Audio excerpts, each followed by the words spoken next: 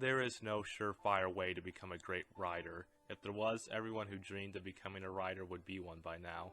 Becoming good at writing relies on oneself. I'm sure everyone by now has heard in many stories that all comes from within. Perhaps the great writers who make these stories are telling us something, because to truly be a great writer, you have to find it inside yourself. Becoming a great writer is a different process for everyone. For everyone it is different. The journey can be difficult, or maybe you are a natural at it. Whatever it is possible for anyone to create a great story. As Nishi explains, we have to find what is great in ourselves and polish it, remove the precious minerals from the rock. Sometimes we may polish the wrong thing for far too long, but this is just part of the process. The movie shows us the joys of writing and the pains of writing, the burnout and the writing stops and the dreadful anxiety of a deadline. I believe most of us have made a piece of artwork in our lives that we spend a lot of time on. We put our heart into it, and no matter how many compliments we get for it, we still think it's the worst piece of work ever produced. I hope if there are any other YouTubers out there watching this, you must be able to understand the feeling of uploading a video, then thinking to yourself if it is any good or if you should have even uploaded it in the first place. It is important to get past that. You can never have your works known worldwide if you never show anyone. Remember, the more you do it, the better you get at it. I personally believe this video is better than the first movie review I ever uploaded, and I like it that way. It should be like that. The movie works to expose the difficulties of modern life, and also being a teenager caught in between the simpleness of being a child and being on the verge of adulthood, and the feeling of the slow loss of yourself. Shizuku voices her feelings to Muta, explaining how she was once happy and nice, but now feeling that time has ended. Her grades used to be good, but the motivation to work has left her and her grades fall. She doesn't want to study for school. She wants to read her books and be left alone from all these outside troubles. Surprisingly, it is her sister who pushes her and yells at her and argues at Shizuku to get her homework done and studying done, exposing the toxic mindset that school in itself is the only thing that can grant you a successful life. Shizuku even criticizes her sister for following the path of school and only ending up at a part-time job and not even being that happy. While I would like to note that school isn't a bad thing, it tries to set all students into one group. However, school as it currently is not for everyone, definitely not for Shizuku. School can actually get in the way of her goals, and can you blame her? The stress of school has pushed her away from school. Her ambitions and the ambitions of Seiji do not line up with what the school gives them. Instead, they have to forge their own paths themselves. Seiji must go elsewhere across the entire world to follow his path. The movie also makes sure to remind you that there is worth to getting past high school. While it is difficult, Shizuku decides she will go to high school and pass, because really in this society this is needed. But it doesn't mean Shizuku has to just give up herself and her personality. She can still be her own self and work down the path she wants to. I mean, look at me. I use writing techniques taught to me from school for my video essays.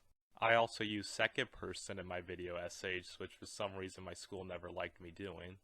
The Baron's role. The Baron is one of the most intriguing parts of this movie. Given an extensive backstory and meaning, he plays a role of inspiration to the young Shizuku, being what immediately grabbed her attention when she first entered that antique shop. As she learns more about the Baron, she begins to formulate him into a character, bringing him to life.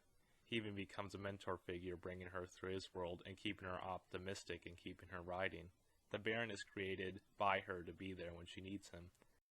However, once she starts to lose the people around her as they go to new places, the feeling of being alone sinks in, and even the Baron leaves Shizuku too. In a dream sequence, he tells Shizuku he can no longer be with her, and she must go on alone. The scene takes place right after Shizuku's older sister tells her she is leaving. This movie perfectly encapsulates the feelings of being a teenager and the anxieties that form as life won't stop changing around us, visually showing us this with Shizuku's room. Shizuku's sister's desk is removed and the bed is moved farther from Shizuku's desk. This large portion of space conveys to the audience the emptiness now in Shizuku's life. Shizuku's experiences are very relatable.